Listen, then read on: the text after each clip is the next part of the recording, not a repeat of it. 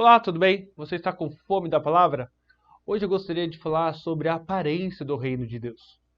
E para nos guiar, eu gostaria de ler Marcos capítulo 4, versos 30 a 32. Veja o que diz a palavra de Deus. Disse mais: a que assemelharemos o reino de Deus? Ou com que parábola o apresentaremos? É como um grão de mostarda que, quando semeado, é a menor de todas as sementes sobre a terra. Mas, uma vez semeada, cresce e se torna maior do que todas as hortaliças e deita grandes ramos, a ponto de as aves do céu poderem aninhar-se à sua sombra. Amém. Lembremos-nos do contexto. O contexto é muito claro. Jesus estava sendo alvo de críticas e de incredulidade por parte dos religiosos e da sua família. Então, no contexto popular judaico do primeiro século, era de que o Messias viria com grande poder, autoridade e fama e tiraria aquele povo das mãos dos romanos e estabeleceria um reino para o seu povo.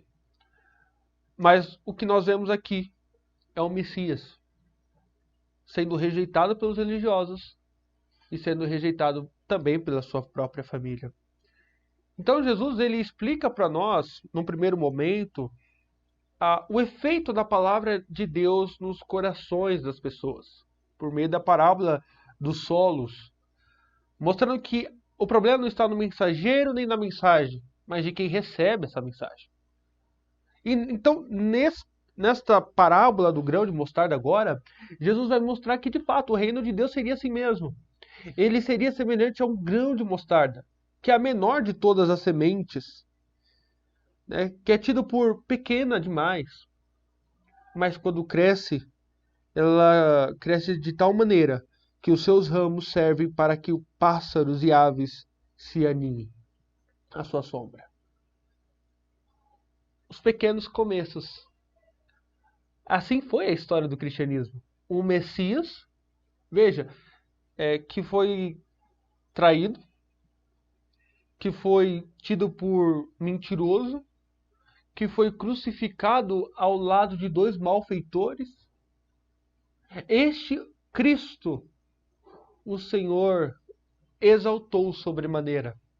Aquilo que parecia um fracasso era nada mais, nada menos que a obra da redenção. Era o Filho de Deus morrendo pelo seu povo. Portanto, a lição que nós tiramos aqui é que nós não podemos nos enganar com ministérios ou coisas grandiosas por si mesmas. Entendamos que o cristianismo ele começou pequeno, mas ele cresceu sobre o poder do Espírito Santo.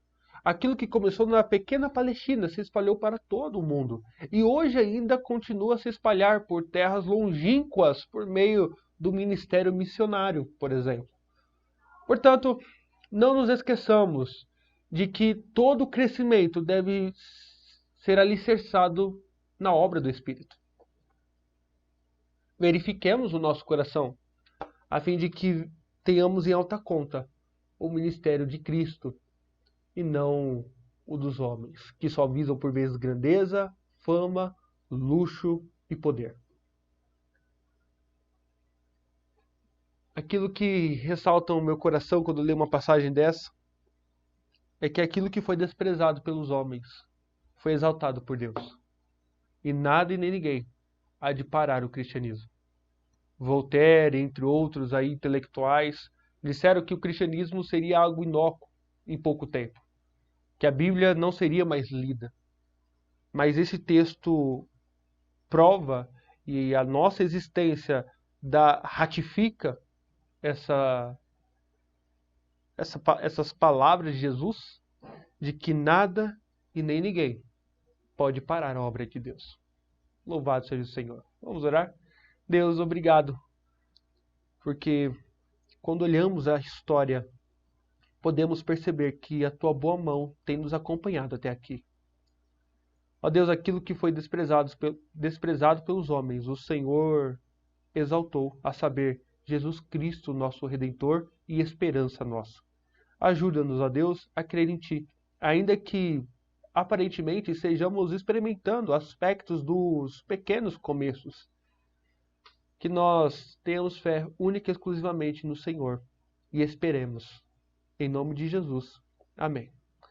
Se você ficou comigo até mais este final de vídeo, eu peço, por favor, curta, compartilhe. E se você puder comentar, comente. Terei todo o prazer de ler.